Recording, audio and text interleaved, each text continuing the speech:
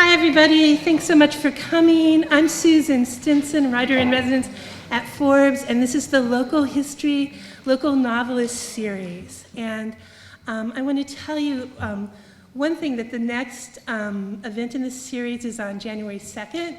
It's an evening inspired by James Baldwin, and Ekwemi Michael Thelwa will be here, along with Linnell Moise, who's a poet and playwright, and Miss Singet Smith. So that's going to be really fabulous. And there are flyers out in front for the whole series and for that event, so please come if you can.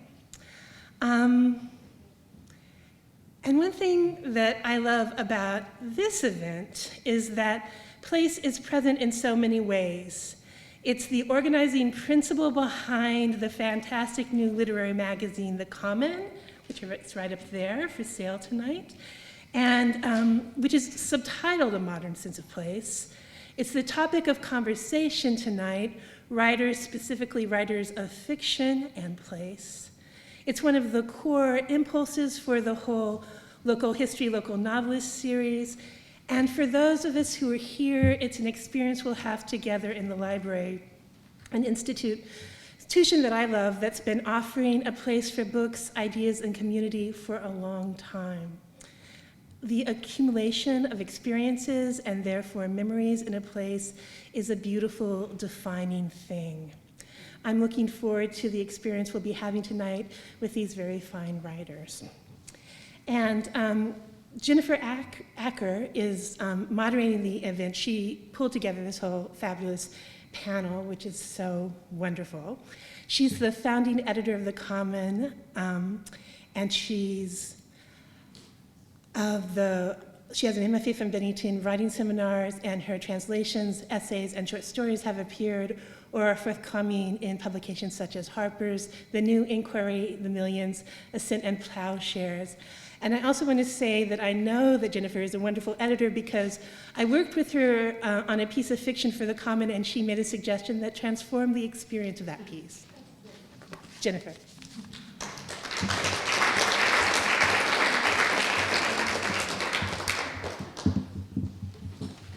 Susan, thank you so much. We've had a number of lovely collaborations around The Common and all of your wonderful work and your own fiction. So I really appreciate the invitation to do this because I got then the chance to invite these lovely writers to join us tonight. So thank you everyone for coming and coming to talk about sense of place and fiction. So many people in this room have been involved in The Common in big and small ways, and so it's lovely to be here in this community. So I think what I'll do is just to introduce everyone sort of down the line so I don't keep getting up and getting down. So we will, everyone will read for a little bit because I want you to hear what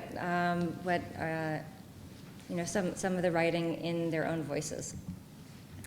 And first up, by virtue of where she is sitting, is Amity Gage, who is the fiction writer at Amherst College now, and before that, Emma Holyoke.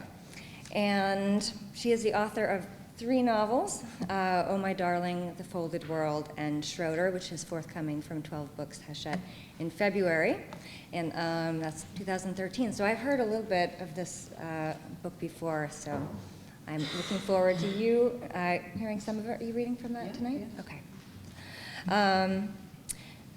Victoria Riddell, fiction writer and poet, and we've been fortunate to include some of her poems in The Common. And she's the author of 3 books of poetry and 3 books of fiction. Woman Without Umbrella, her recent collection of poetry, was published just this fall, so that's the most recent book. But she also has a collection of short stories coming out in the fall of 2013. So we're going to talk a little bit about place in poetry and fiction, I hope. And Clare Massoud is the author of 4 books. Her most recent novel, The Emperor's Children, was one of the best books of the year list in the Los Angeles Times, The Economist, the Chicago Tribune, and People magazine. And her next novel, New Gallia, right there, The Woman Upstairs, will be published in spring of 2013. So enjoy the readings, and then we'll have a little discussion.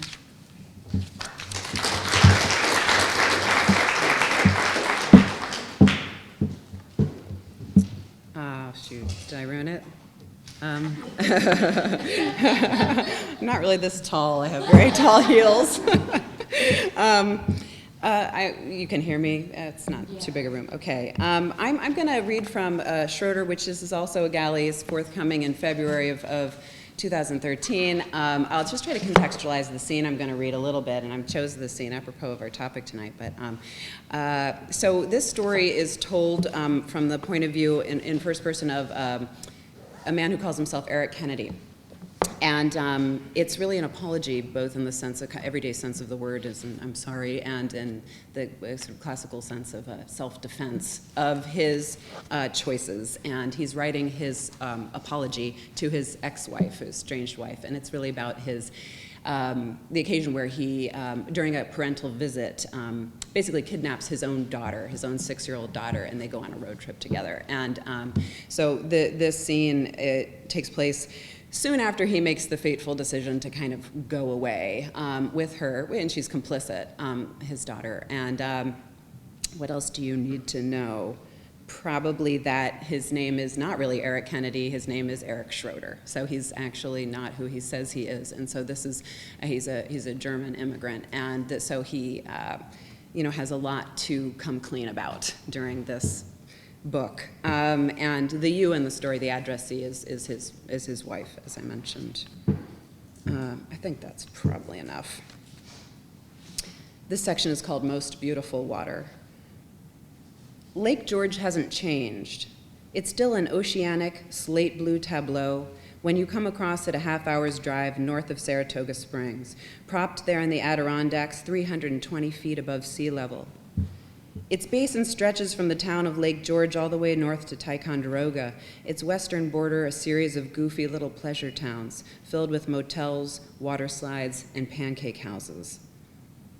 Driving northward, full of anticipation, Meadow and I sang. We sang our favorites like Yellow Submarine and Kentucky Woman. We were together again. It was easy. For the first time in a year, I felt some hope. I felt like I had finally taken back some control. No more rope-a-dope and divorce mediation.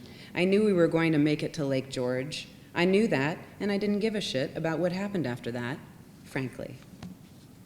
It was unseasonably warm for June. We rolled the windows down and sailed our hands in the air. We didn't stop, and we didn't stop. We didn't stop in Saratoga Springs. We didn't stop at Lake Luzerne or Glens Falls or anywhere. We didn't even slow down until we'd entered the Lake George Strip, and Meadow started shouting popcorn, candied apples, frozen lemonade.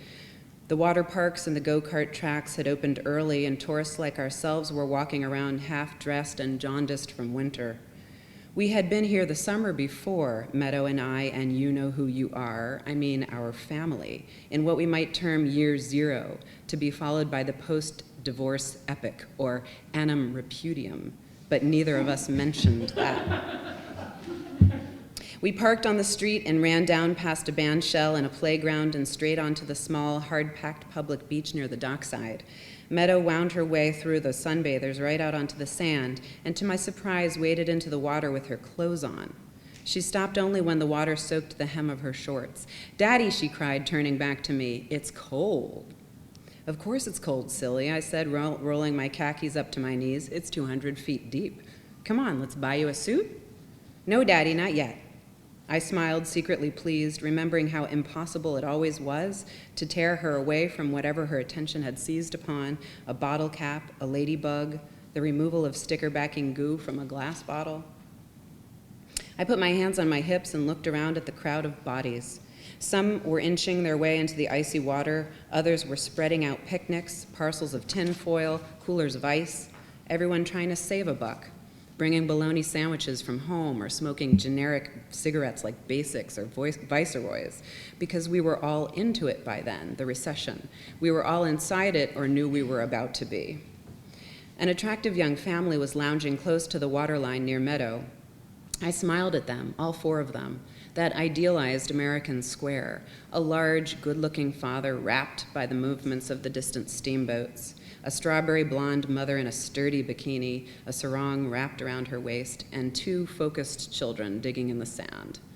I said aloud in their direction, "A day like this just melts away the stress." The, the petite mother glanced my way. "It is too pretty today," she said, "isn't it? My problem is when it's this pretty, I just want to keep it. I just want to box it up and keep it and have it last forever." "Oh, don't think like that," I said, taking a step or two in her direction. "That'll just make you sad." She smiled, tilting her head slightly. "Anyway," I said, "you know where you keep a day like this? You keep it in your heart. That's the box you keep it in." My eye on Meadow, now almost up to her waist in Lake George, I grinned down at the women's children. "Hey, you two." Below us, her children ignored me, just as her husband ignored me. I probably could have kissed her on the mouth, and he would have kept on muttering about the steamboats. I felt a rush of fellow feeling. My pity for her and for me and for her kids and for my kid and even for you, Laura, came over me in a wave so sudden and so felt that I almost lost my balance. I closed my eyes. "I feel," I thought to myself. I clenched my hands open and shut. "I feel. I'm alive." When I opened my eyes, the woman was staring at me. "Are you all right?" she said. "I'm great," I said. "Never better, in fact." Along the weathered dockside, people strolled quietly, but for the creaking of the dock boards and the oars in their oarlocks and the chanting of vendors and the distant churning of the steamboats, the crowd seemed hushed, awed. The world was softening, opening up. "Spring always feels like such a victory," I said, "like you did something good to deserve it." "That is so true," said the woman. "Plus, it was such an icy winter, icy and slushy and ooey." One of the worst. At least in my personal history, but I looked at her. "I guarantee you it's going to be an extraordinary summer." She smiled again, displaying 2 pearlescent front teeth with a pretty little gap. "Really? How do you know?" "I just do." "Butterscotch," I called to Meadow. "Come back a bit towards shore, okay? The sign says no swimming. There's no lifeguard yet." "I'm not swimming, Daddy," she called without turning. I'm fishing." My friend and I exchanged a pair of knowing looks whose covert purpose was legitimate eye contact with one another. "Are you and your daughter staying on the lake?" the woman asked. "It's going to be a beautiful weekend, they say, unseasonably warm." "No," I sighed. "We've got to head home. We've got a long drive ahead of us." "Where's home?" "Canada." "Oh, you're Canadian?" That's a lie. It's not Canada. The woman blushed again, and I detected a faint note of disappointment, as if she'd already become attached to me. "I always expect Canadians to look different," she said, "but they never do." "It's how we speak," I said. "You have to wait until we start talking about how sorry we are." The woman laughed, sweeping her foot in the water. "And your girl's mother? Is she back at home?" "Yes." I turned to face her. "My wife's back at home, waiting for us." In the background, my friend's husband dimly became aware of me. "She keeps calling us," I said. "How many miles left now? How many more hours? I miss you." "She misses us." "Of course she does," the woman said. I watched her face, slightly rosy with the thought of it, whatever it is, the universal dream, the dreamed us. The wind played with the beaded hem of her sarong. She pulled one foot out of the sand, and the sand made a crude suctioning sound, and the steamboat tooted in the distance, and I finally looked away from her and across the lake at the hills. "Isn't that something?" I said, overwhelmed. "The way the light is growing long on the hills across the lake. Look at that. The way the hills seem in a different dimension over there. What an afternoon. You're right, you know, this day should not be allowed to end. We should be allowed to keep it. You know what? This is the first time this year I haven't felt like jumping off a bridge." I looked at my companion. A breeze blew her hair off her brow, which was pinched sympathetically. "I know you don't even know me, but I'm glad you're here," I said. I'm glad you're here with your family. Your family makes me happy." "Oh," she said. "It's good, don't you think? It's the point, don't you think? Togetherness, like this, in families." She gazed back at me, her expression uncertain. "Hey, Tex," the husband bellowed, "your kid is swimming in her clothes." We all looked in the near distance, but with commitment, Meadow was indeed swimming, her head held stiffly just above the water. Just then, the sun reemerged from the sky's lone cloud, spilling outrageous light across the surface of the lake, which now seemed to be filled with boiling gold. "Will you look at that?" I said. "I didn't even know she could swim." You didn't?" The woman stepped forward. "Is she all right?" "Oh, very," I said. "Look at her, solid." "But is that safe? No one else is in the water. It's so cold." You're right, I should join her, excuse me. I flipped my wallet and keys backwards onto the beach and waded into the frigid water until my shirt belled around me. Then I pushed off. Leaning my ear into the water, I swam a lazy side stroke past my daughter. She treaded in my vision, her glasses speckled with water. This lake is heart-stoppingly cold, I said. I think my heart just stopped. Our laughter rang out over the water. From the beach, people stared. I could see my redhead looking beautiful and puzzled on the shore. Some things you can't explain. You just can't, no matter how sympathetic, nor how moving in her own right is the listener. Thanks.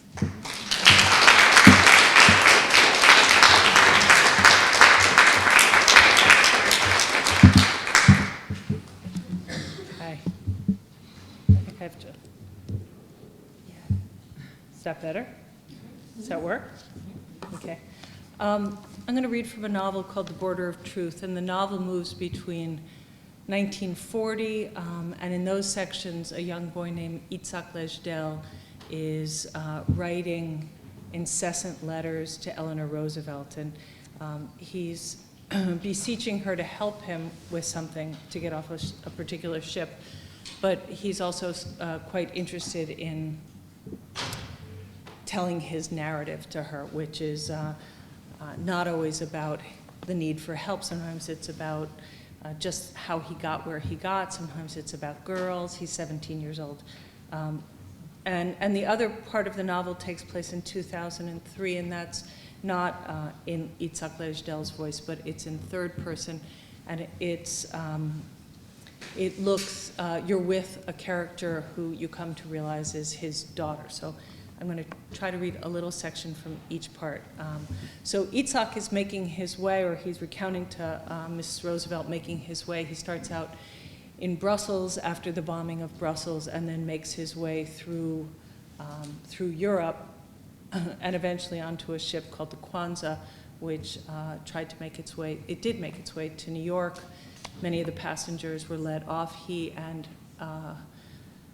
100 passengers were not allowed off the ship. They went on to Mexico, where a few more got off, and then they were to be sent back to Europe. And so he's writing her from Virginia, where they're reloading with coal. All that doesn't really take place in this section I'm going to read to you from.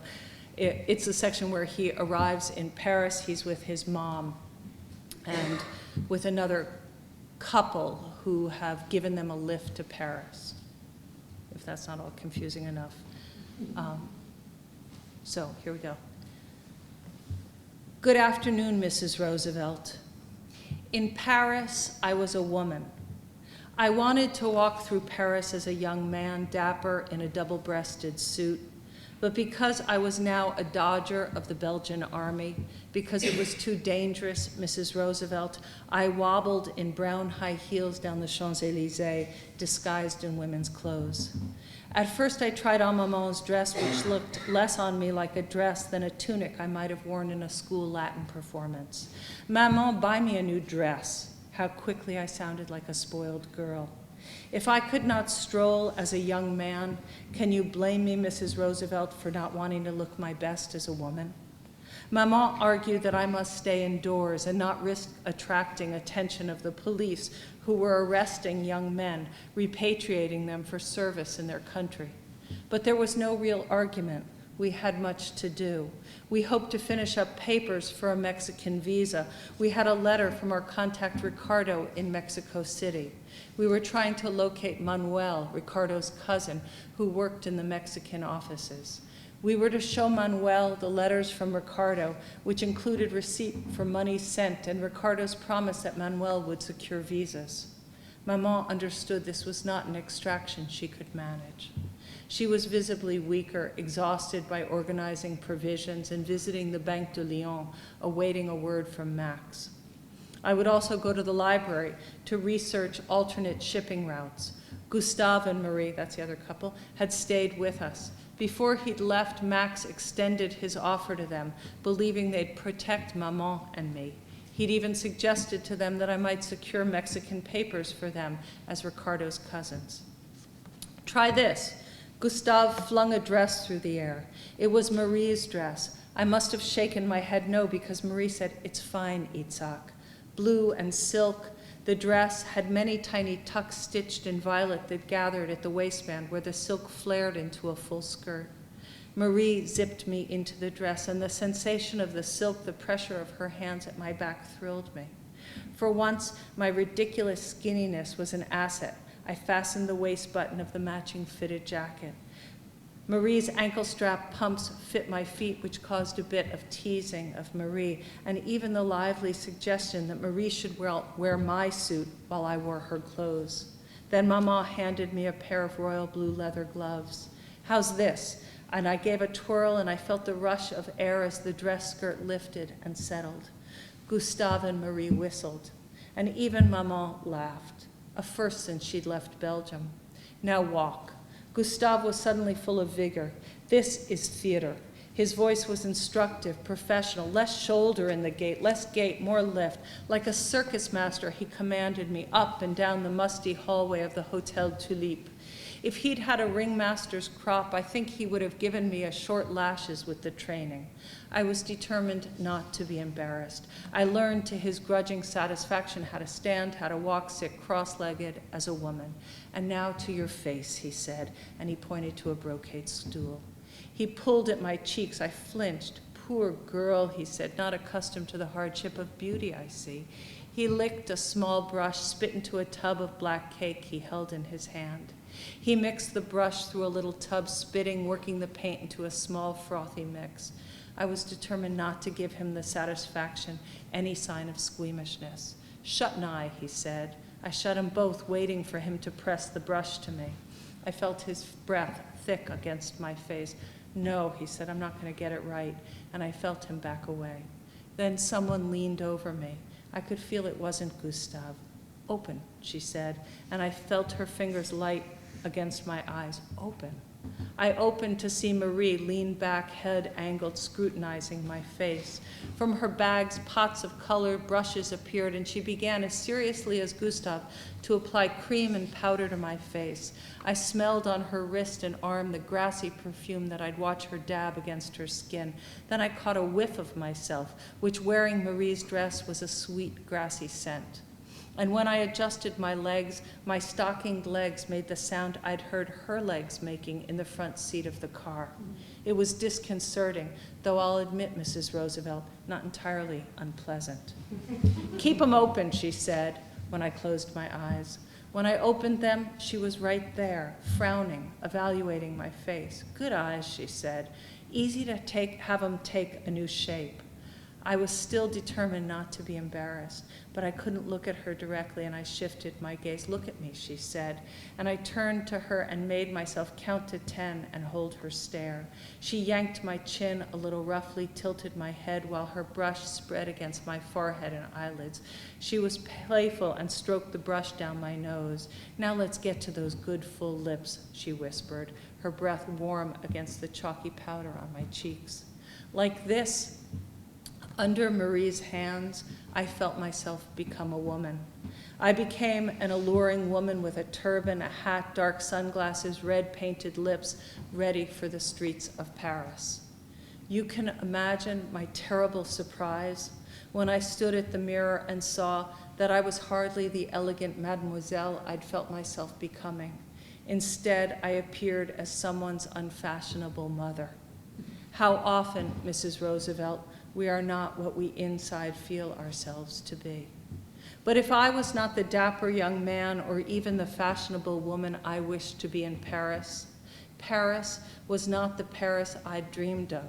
Small lit streets opening onto squares, cafes noisy day and night with the debate of serious young people, books, musical instruments, sketch pads, everything a boisterous declaration of everything we wanted to offer a better world.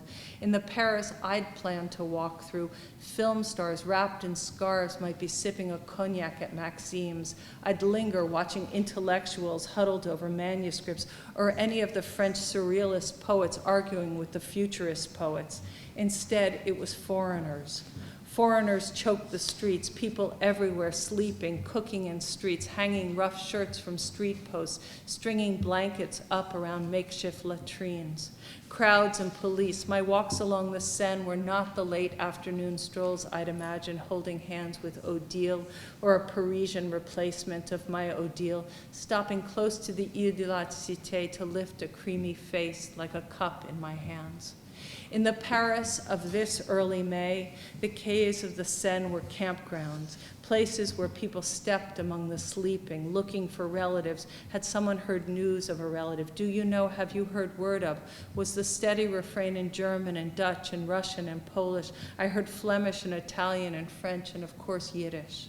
If you saw Paris as a bird might, flying over the sea, you might have thought it was just a grand picnic. Day after day of sunshine, the mixed up smells of food cooking on the street, like a grand festival, a World's Fair gathered in that city, all the bright decorations of countries mingling. But from the ground, you would see tired ribbons of people streaming into Paris, tattered, lost, looking over shoulders for what we all knew was coming. It was hot. The cool spring was now an unseasonable swelter, and everyone looked too layered in too many clothes. Postings, polite, frantic, everywhere, tacked improbably on the stone wall. I read, Cher Papa, in a child's cursive hand. Jacques and I are looking for you, Papa. We are being good. We take our nap here every afternoon. To be fair, the gendarmes and the soldiers were overwhelmed. There were huge placards posted about the city, hung with destinations, routes out of the city. The tone was instructive, but it didn't take much to hear the undercurrent of panic in the official's voice. The gendarme had been instructed to stop everyone, look at papers, obviously impossible, absurd, and so when someone was randomly stopped, it was done with ferocious authority, as if the author had confirmed knowledge of false documents, as if it was not necessity that let most of the crowd pass the street unchecked, but trained intuition and efficiency. Young men in particular, likely to be stopped. We, all of us, no doubt belonged to other countries' fighting forces. Trucks every day took men back to the Belgian army. But I was not a young man, was I, Mrs. Roosevelt? Instead, dressed as a woman, I went out into the throngs looking for a word from Henri or from my father. I wished for only a chance to rant, to stumble, recite verses by Baudelaire or Rimbaud, but finally my stumblings had only to do with trying to stay upright in Marie's high-heeled shoes. Here, at this juncture, Mrs. Roosevelt, I won't wear you out nor test your patience with the endless hours I spent in line. The Paris lines were practiced for the later lines in Toulouse and Perpignan, but let it suffice to say I stood for hours wobbling in heels and itchy stockings, careful to talk as little as possible, certain my voice would betray me. Each day another line, each line another crowd of people overdressed, pressed close together. We were refugees in Paris. It takes so little to turn anyone into a refugee. A winter coat, a scarf over an arm in June, jackets worn too long in too much heat, it droops the body down. There were those who gave in, coat unbuttoned, hanging off a weary frame, hardly looking any more like the doctor or the businessman they were just weeks ago in another city. The slightest indication left of the old established life. A telltale gold watch, a woman's pearl and ruby brooch. Now they press forward, pushing to keep their place in line, hugging an oversized valise filled with family valuables. After waiting for hours, we were directed to other lines, told offices were shut for afternoons. The word on every line was that people were being routed to Bretagne and to the Atlantic coast, where displaced persons were already up and running. There's no Manuel working here, a clerk at the Mexican consulate delivered the news to me. In his red ascot, he appeared to find himself an important fellow sitting behind his desk, as if wearing an ascot was a kind of audacious and a brave behavior. But I've been told to see Manuel. He knew Ricardo of Mexico City, didn't he? I'd been promised. Madame, he said, returning his fingers, there's never been a Manuel here. But monsieur, I have an official letter. As I began to say, he said, we have only one Manuel, and Madame, I'm certain he's not the gentleman you're looking for. I'd like to meet him, I said. Very well, he laughed. I was escorted up a wide staircase, brought down a hallway with several doors, and at the end of the hallway, a low arch, and on the other side, an obese man sat on a chair. About him, a variety of buckets, a broom, a stick with a mop. "Salut, Manuel," the clerk called out roughly. "The woman says she must see you." I walked to the seated man. He looked inflated. I was conscious of the clerk, and I tried to make small womanly steps. "Monsieur," I said. The man made no effort to stand. He looked at me with a blank stare. I had ridiculously a moment of hope. Maybe Ricardo meant for this swollen man to steal papers for me. Maybe the vacancy of his look was an intention. "Monsieur," I said, "Ricardo, your cousin from Mexico City, has told me you could be of help." He did not even register that I had spoken. "I am from Oaxaca," he said. "It's a long time since I've seen Oaxaca." He stared at me as if I might speak of his city. "And Ricardo, you know your cousin, right?" I said. But instead, I leaned very close to him again and I said, "Manuel, it is a pleasure to meet a man who takes good care to keep floors as clean and well polished as you do. Goodbye." I left then, with a swish past the derisive clerk, my heels clicking down the long hall. Thanks.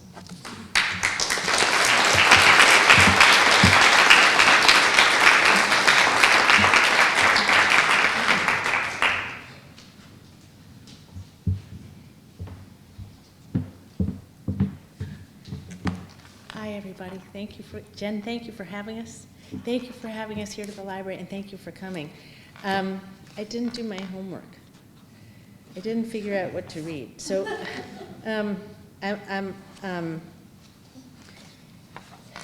the beginning, I could read the beginning, but, well, I'll read you a paragraph of the beginning, and then you'll see that maybe the beginning is a rant.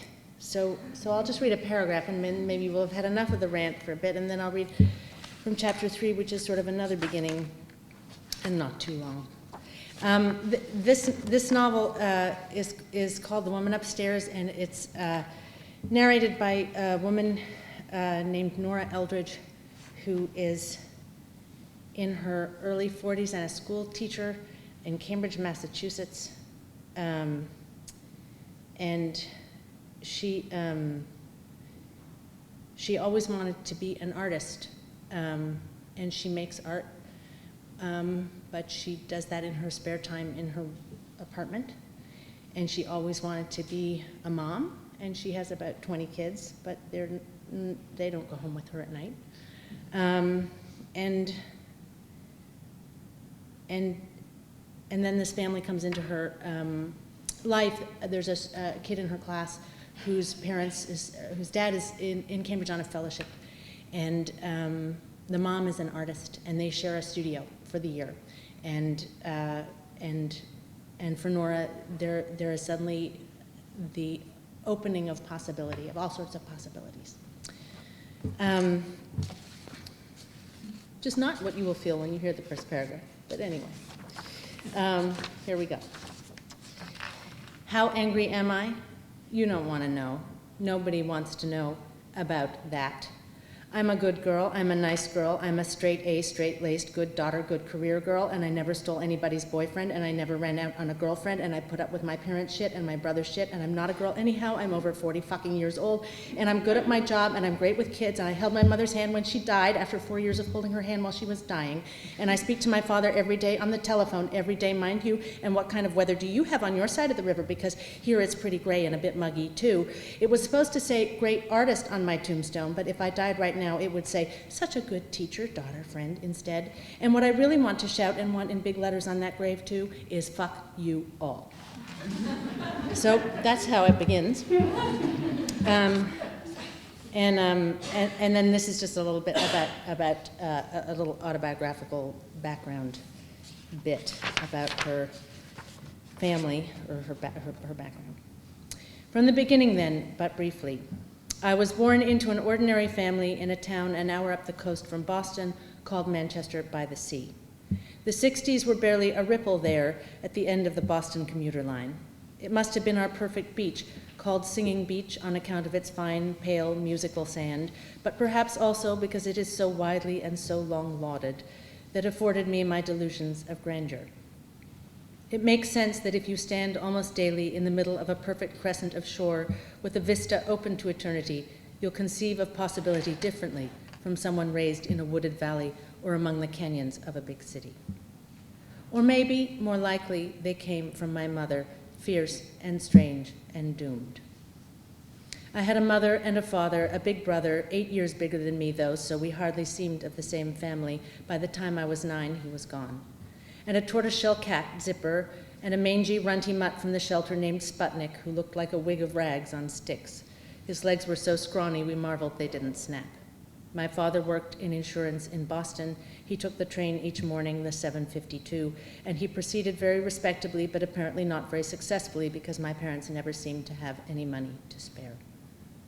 My mother stayed at home and smoked cigarettes and hatched schemes. For a while, she tested cookbook recipes for a publisher.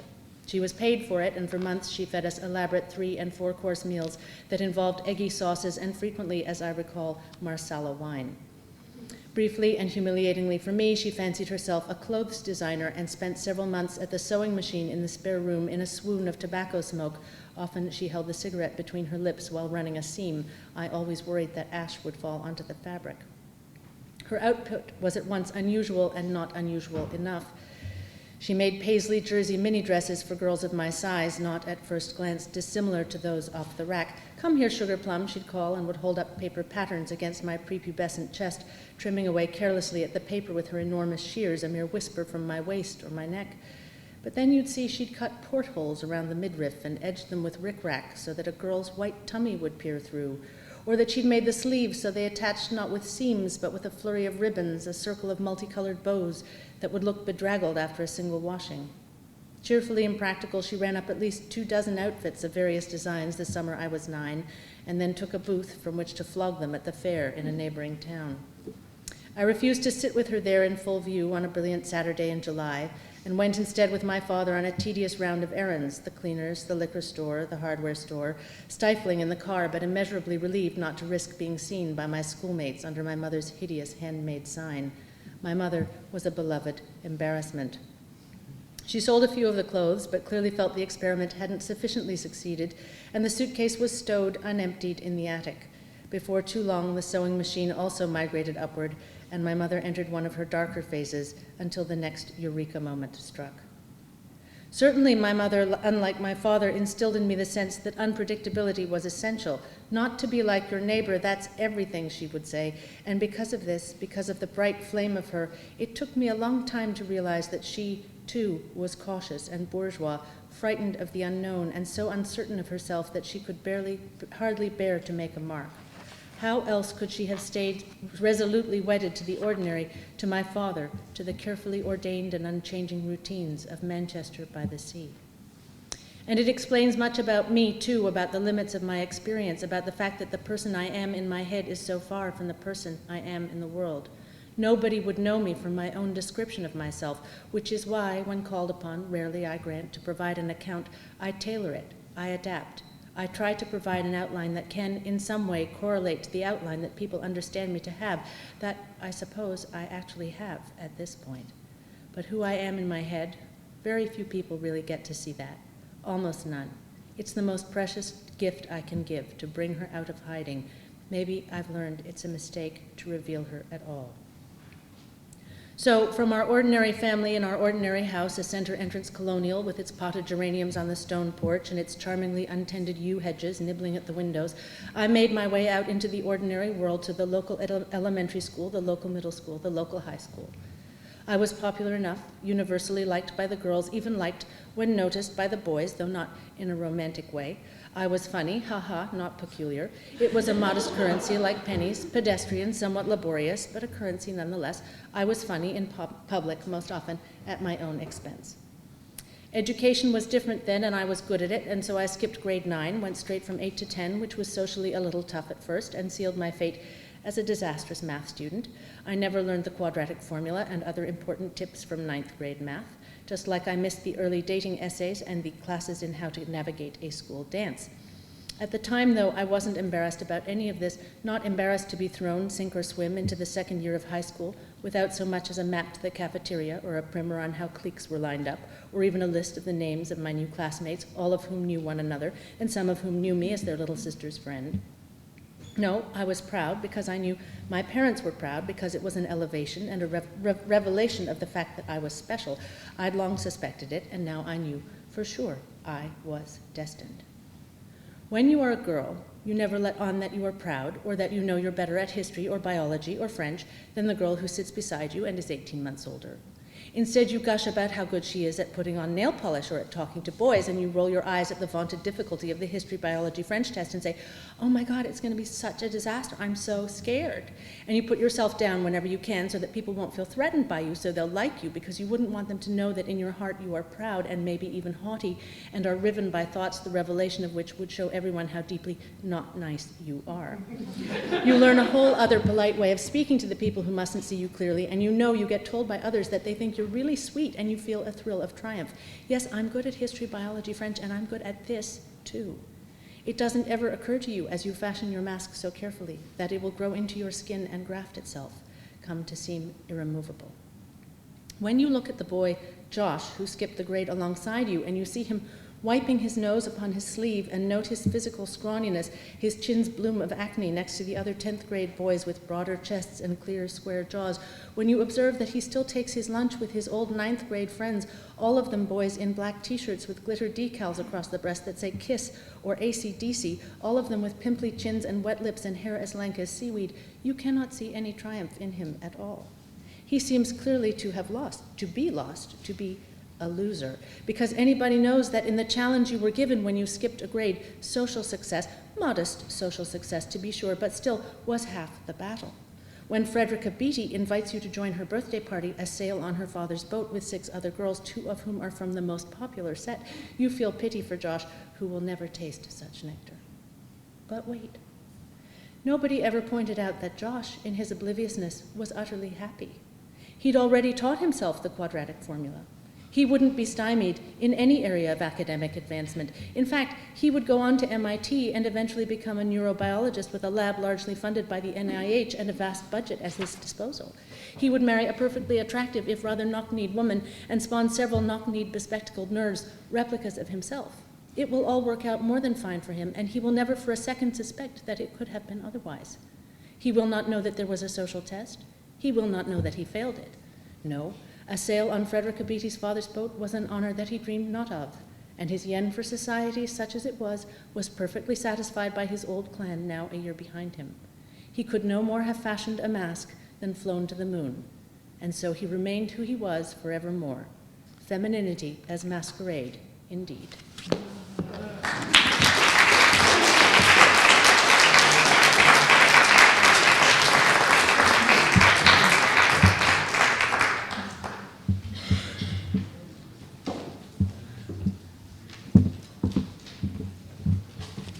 It's really fun to have a chance to read a little bit with these writers. So I'm going to read the first bit of a short story called A Week of Abalone. Can you hear me? Okay. Carlos, not a Mexican Townsend III, was one of the Topanga boys, which meant he'd grown up wild in the hills. My family had landed out in the valley, Dust Bowl escapees, but Carlos and I were sent to the same high school. After running against each other for student body president, no one ever told me how much I lost by, we got to be friends in Miss Eisenberg's senior civics course. It was 1947, and Miss E was under investigation by the California Un-American Activities Committee. Post-war rage and disappointment were also the reigning sentiments of Carlos and my fathers, so we resolved to leave home as soon as possible. I was still a cabbage-faced kid with dirt under my nails when we moved into the hovel in West LA and started at the university in 1948. UCLA was 6 buildings then, almost intimate. The hovel was intimate too. 3 boxy garages sandwiched together, separated from the freestanding homes on both sides by thin strips of earth. To furnish the place, we salvaged a couch from the Townsend's living room and took the radio and table and chairs from sidewalks everything from other people's deteriorating homes. We made our own meals. Whatever else we were in our undergraduate days, we weren't mama's boys, not even as freshmen when I was learning to spell psychiatry, the name of my future profession. We slept in low-to-the-ground cots jammed in side by side like a refugee camp, which in a way it was. Carlos and I had a stable of brothers who rotated through when they flew the coop looking to peck bigger worms. My oldest brother had gone to seminary, and he had a church in Pasadena, but I had higher ambitions, a medical degree. It wasn't spiritually admirable, but being a doctor was at least palatable to my father.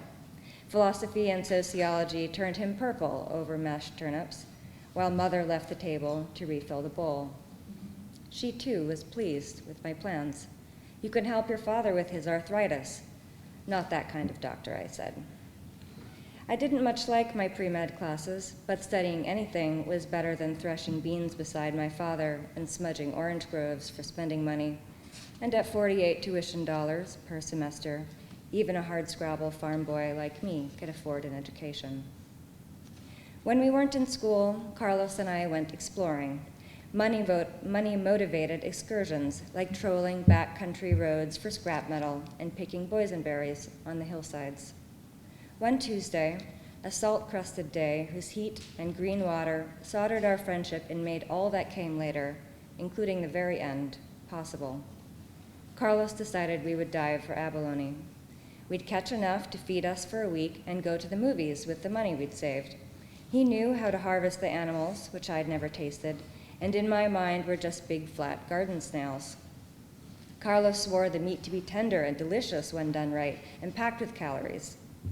I was a hoarder, carefully carving out the unnecessary from each meal and stashing for the inevitable lean days.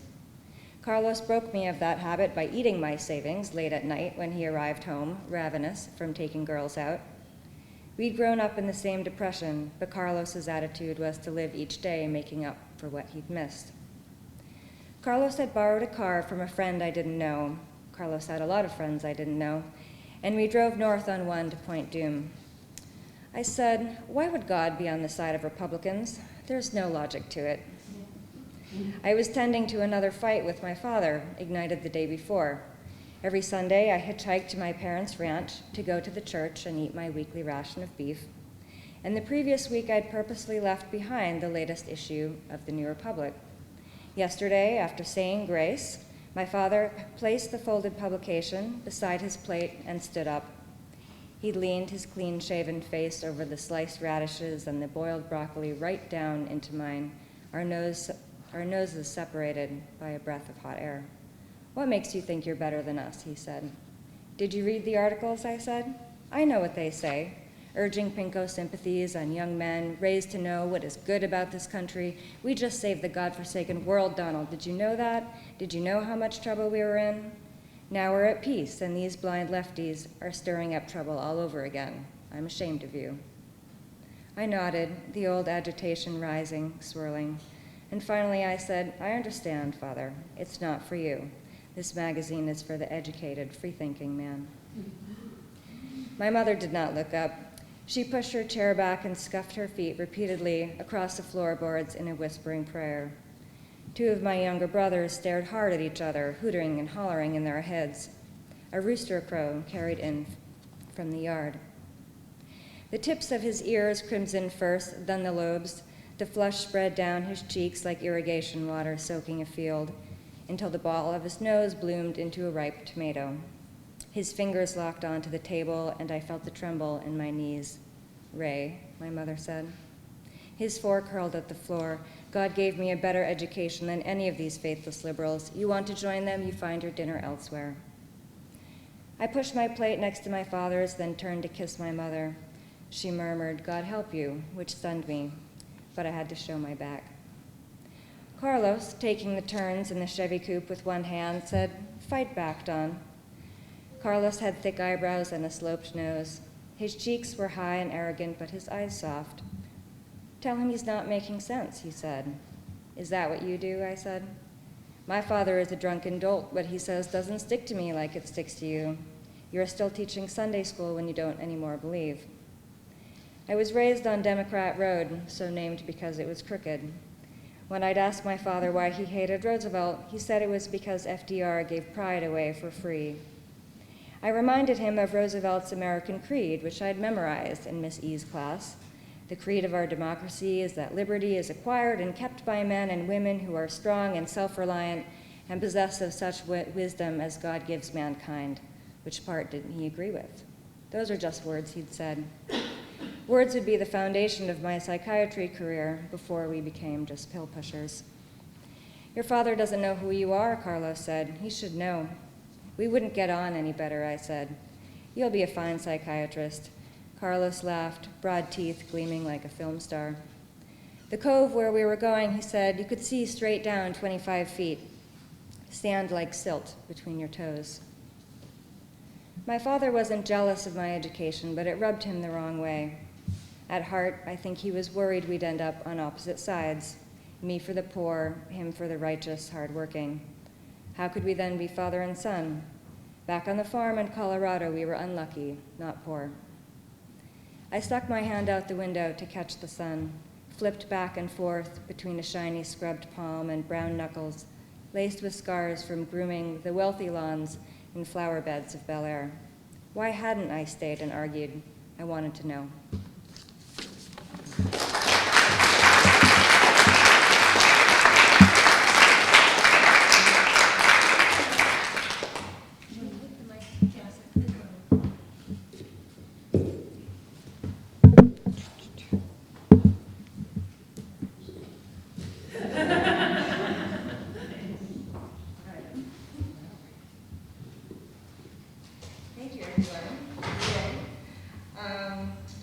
My first question about plays from listening to what you were just reading is that in each of the selections, I think your characters were feeling out of place, and they were not in sync with these settings. So in Amity, in Schroeder, in Lake George, we have a man on the run in a tourist spot, and Victoria, you have refugees in Paris. And then someone coming of age in an ordinary place when she feels not ordinary. So I wonder if you could say something about if that was a conscious decision when you were choosing these places and developing the characters, how the setting and the characters' relationship to it developed in these particular scenes, and more broadly in the book if it applies. So to go first again. All right. Anybody? Yeah, well, so one thing I enjoyed about writing in Eric's voice is that everything he sees, specifically when he goes on this road trip, this Americana, this American landscape is to him still very exotic. You know, and in some ways, he fetishizes Americanness because he's not really an American. He's regarded as one, but he's not one. So he pretends, and I think you can see that a little bit in the scene I read, the way he apes, you know, he tries to seem like such a kind of guy and confident, and underneath there's a lot of instability of the secrets. So when I think of a scene where you said in sync, a setting could either be a place, could either be in sync with the character, or it can work in some kind of ironic, you know, juxtaposition. And I think in this case, it does. You know, this happy scene between a father and a daughter that is it's in a happy place, tourists relaxing and being naked and yet it's a scene of great angst, very buried angst for him. I don't think I mentioned that the book is also actually written from prison. Because you just get arrested. It is a small detail.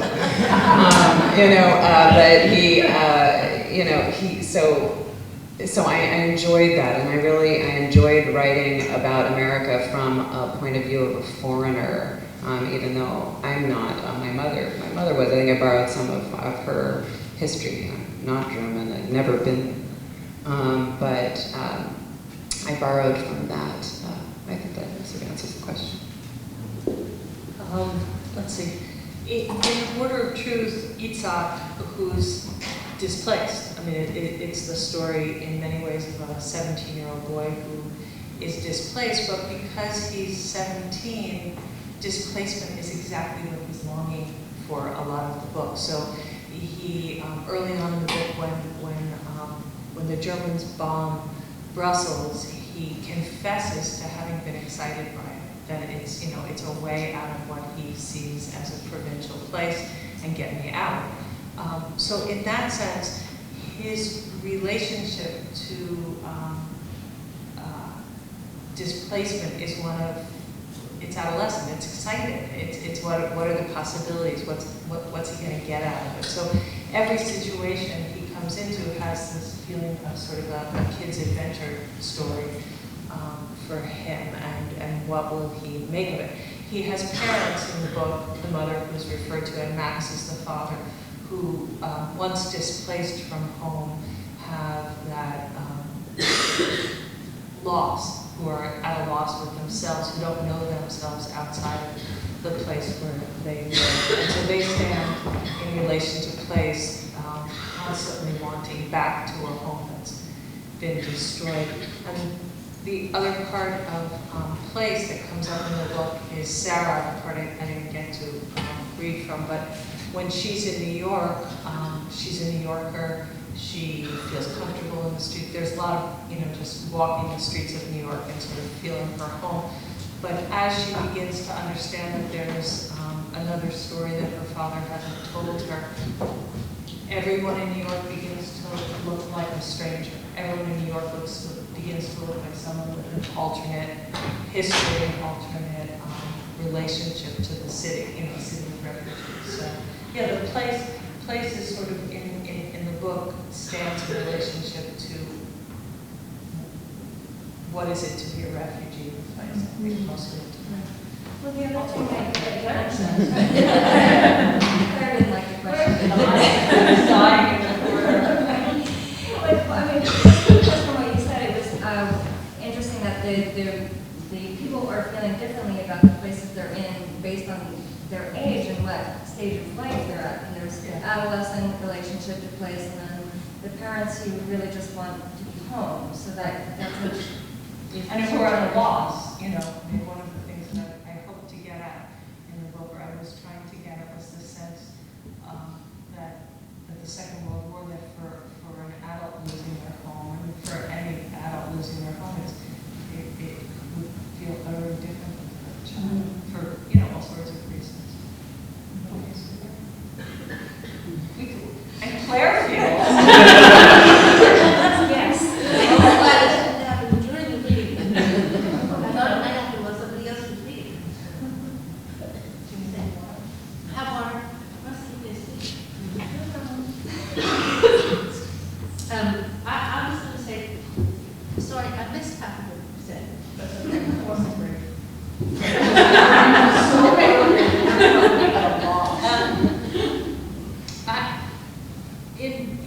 In my case, she's technically at home, as it were, but not. As you said, and I think this question of place, more generally,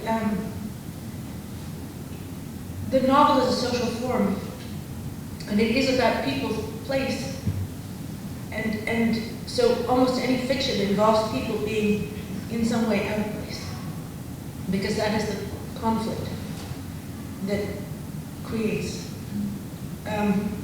Interesting. At which point, perhaps I should collapse back into coughing. I have never had a cough like this. It's unbelievable. Don't feel. No, I'm going to pass on, and perhaps you would say something about pleasure. How long have you been married? Right, so in this story, I think there are two different relationships to place, and that's something that is part of their friendship.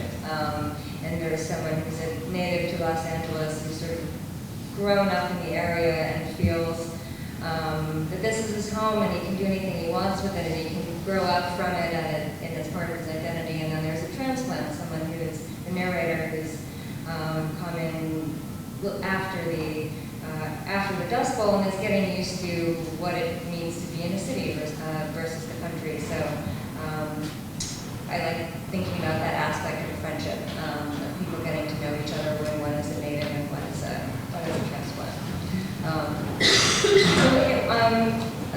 A question about research and about creating places on the page. Are there aspects of a place that are the first part that you go to when you want to ground the reader in a particular place? Do you think of smell, or do you think of how the streets are laid out, or do you think of some kinds of atmospheric conditions, or do those just come along the way and aren't necessarily at the forefront? But when you're thinking about creating a place for the reader, and Victoria, in your piece, you have the contrast between the aerial view of Paris and what it looks like from the street level with people streaming in. So maybe you could say something about that contrast, and then your general construction of the place when writing fiction, and then perhaps poetry. I was interested in that moment when between the notion of what something could seem like and what something is. So, we've all had that situation where you look at something and it looks great, and then you come close and you realize, oh no, it's teeming with bugs or something. The great classic one for me is actually here in the room. My oldest friend and I were at the beach, and she was in the middle of water. It's like the Steve Smith poem, and I was on the shore, and she was waving to me, and I was waving back, but she was kind of drowning. And so when I and inside of that, I think what Clare was saying was exactly right about the relationship of place with inside the novel, is that it works as a kind of, it's part of the friction inside of a character's change or growth or the story, whether there are moments in which a character comes close to a place, identifies with it, feels settled by it or bettered by it, and then to have that taken away, as it does, to any of us in any given day, where it is part of the making of a character's path inside the book. If that makes some sense. I can talk a little bit about how I approached it in my work. I knew that I wanted Eric and his daughter to go on a road trip through New England, and so what I did was I got in the car and I drove north through Saratoga Springs and Lake George, and I stopped at the beach and I heard the oars and the oarlocks, and I saw the sign that said no fishing, and I kept driving, and I saw how close I was to Canada, and then I was like, no, they don't go there. They go east, and so I went and I got on the ferry and went to Vermont, and that's what they do too. So I know when I set out to do this, and I only did it over a couple, 3 or 4 days, maybe less. It was beautiful, beautiful early summer, and there was not a cloud in the sky, and for all these days. And there's also this weird time in New England where there's like rain of white blossoms from trees. I haven't figured out what this is. I don't know if anyone knows, but it looks like snow, but it's blossoms, and it goes for a couple days. I drove during this period of time, and it was so beautiful. I thought, oh, it's so beautiful. America is so beautiful, this part of it is. And I think that in a large part of it. So for me, when I write about a place, I kind of have to go there. I need a modicum of confidence and knowledge in order to write about a place. I don't, unfortunately, we only get, one life, we get one primitive early landscape, probably our childhood. And beyond that, you can't, I wouldn't want to keep writing about that over and over again. So I think you need to develop and understand other landscapes so going there.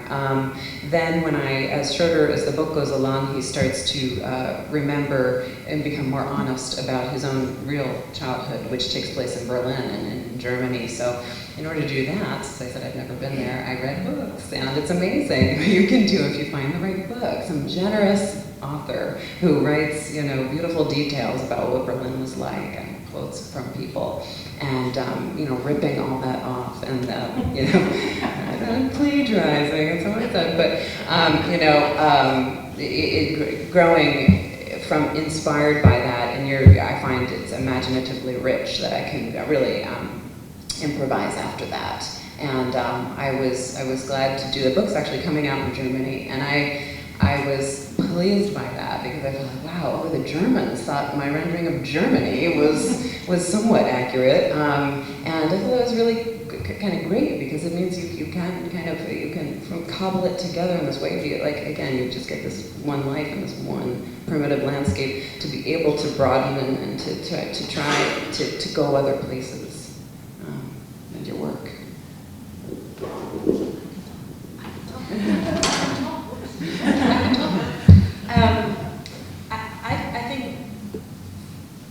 I think everybody starts with something different when they write, and for me it's people, but it's always people, a person in a place, and I think that the place is inseparable.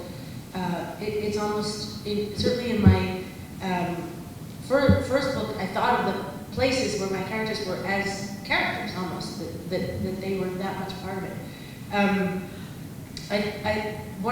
This novel is primarily set in Cambridge, where I live now, which was odd because I think I know exactly, or perhaps I don't know exactly what you felt, Emily, but that thing of traveling and seeing something and having, as it were, the perfect apprehension, just what you need of it, right? Not being overwhelmed by too much and not having too little, but actually just what you need.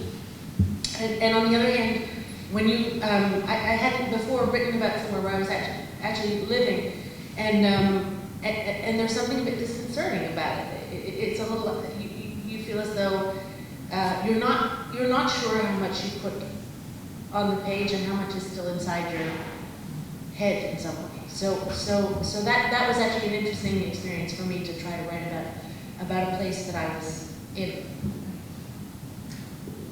Along those lines of writing about a place that you're in, Amity touched on this a little bit, but how do you feel about writing about the places that you're from? Is it something that you used to do and don't do anymore? Is it something that you have never wanted to do and determinedly avoid it, or you find yourself returning to these sort of native, primitive places? But how does that sort of formative where you're from enter into your fictional landscapes, if at all? Me? Okay. Not comment. Well, I can start again though.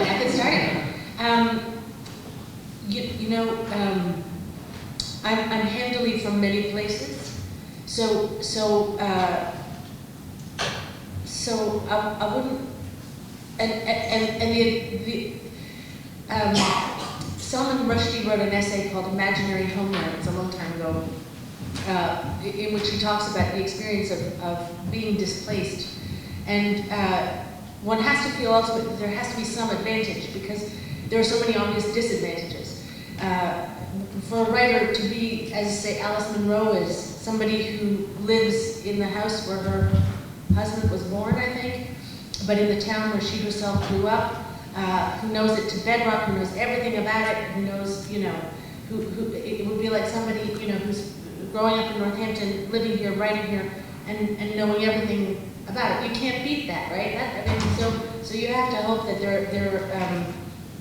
you get something else in being in lots of places, especially as we are as a nation and increasingly migratory, whatever. That seems the wrong word. No, what are the Bedouins? Nomadic.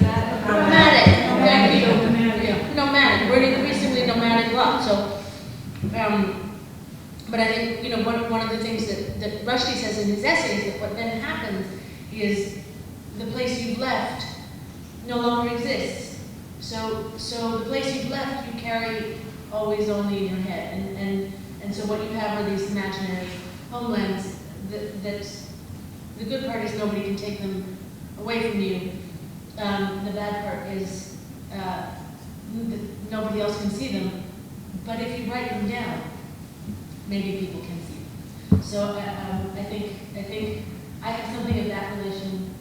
I lived here 10 years ago, and just up the road, Kensington Avenue, and our daughter was born in the hospital at that time. And it's a funny thing to be just here and see old friends, but also to the knitting store is gone, huh?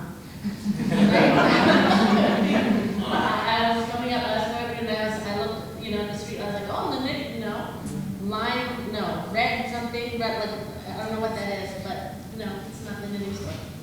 So you carry always this is the place that other people. It moved down the street. They still exist.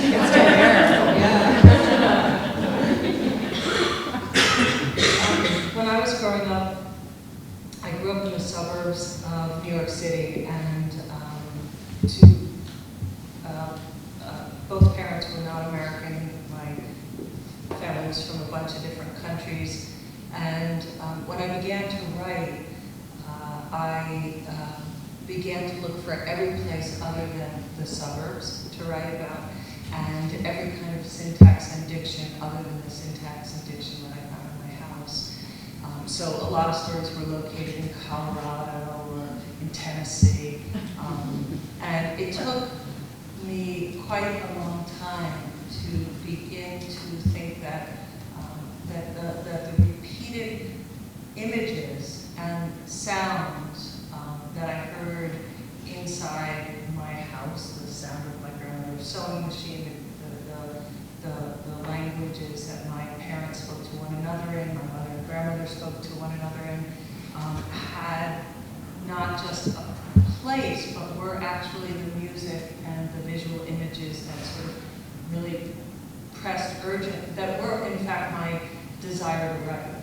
And so that was a kind of returning for me to learn to hear how it sounded inside of my house and on my block and in my neighborhood, and the differences inside of that.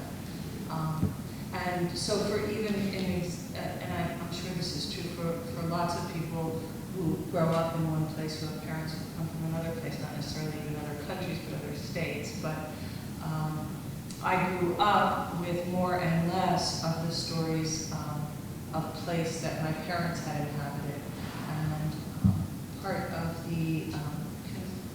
part of what I continuously find myself in when I'm finding a place inside of fiction, I guess also inside of poems, is that I begin to work inside of the imagery or the place that is somewhat fragmented or reimagined in my mind or constructed in my mind of their landscapes.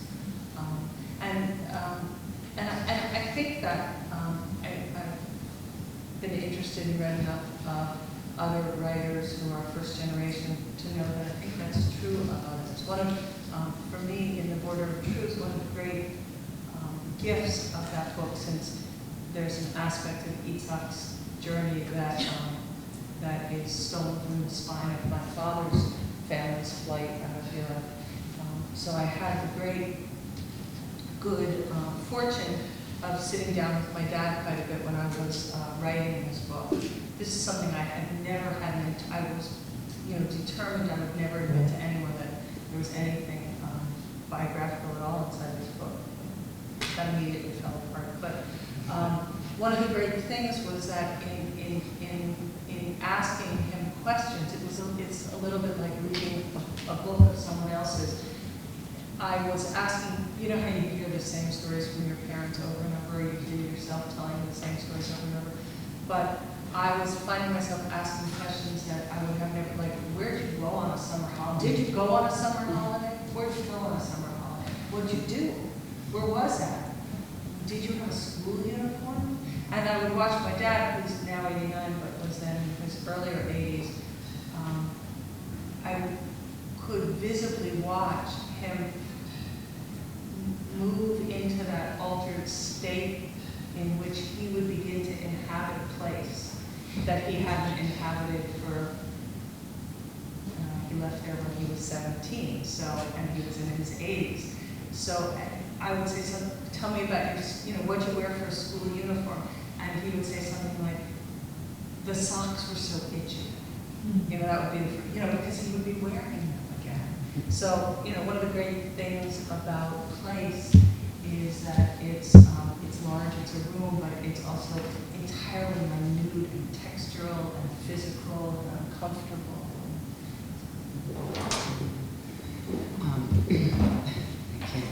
Even though I was just saying you only get kind of one childhood landscape, I actually don't feel like I really had one because I moved around a lot as a child. And I feel like the more I think about it, it's more an influence in terms of why I'm a writer, and it influences my writing too, in the sense that I've never had a strong sense of one dominant place. And so I think it affects the sort of almost sense of reality in some of my drawings. Drawings, in some of my writings. And I can never really, straight realist fiction is hard for me just because, even when I'm trying to write realist fiction, I don't, because I don't have that sense of that grounded, real, rooted place. I wanted to say also that my hometown-ish, where I was about 12 on, is the same hometown as John Updike, which is Reading, Pennsylvania. And so once you share a hometown with John Updike, you can't write about it. It's his. He's conquered it. And when I read Rabbit Run, and I was 21, and I remember because it really blew my mind. I think it's a great novel, but it also was the place that I remembered from my adolescence. It's a depressed post-industrial city, and I had a depressed post-industrial adolescence. He wrote about it so beautifully, and I had a brief correspondence with him when I was that age, and he was, I don't know if you know, so good about writing everyone who wrote him by a typewriter by himself. And he wrote me, I remember, a postcard. I said, I loved your novel. It's so great. I'm from Reading too. And he wrote back, and he wrote, I still have it. It was a memory from him of these things that downtown Reading used to be like. I feel like nostalgia comes up when we talk about, the distant places we've left.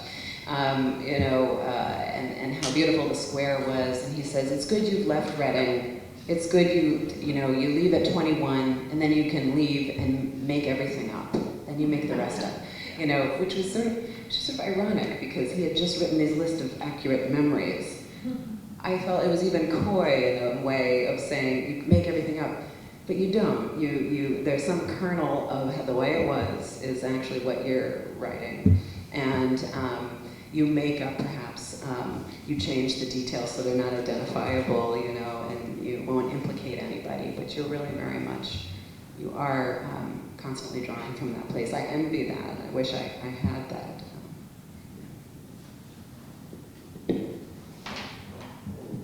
Well, on the note of making it up, I think that's where we'll close tonight. I think that's all the time we have in this room. Is there a reception downstairs? Just outside in the gallery. Just outside the gallery. So our mission is to move slowly from this room into the gallery and Stopping at the magazines. And buying magazines. Thank you, Susan. And there's fabulous stuff in the gallery. I got to see some of it while I was coughing over it.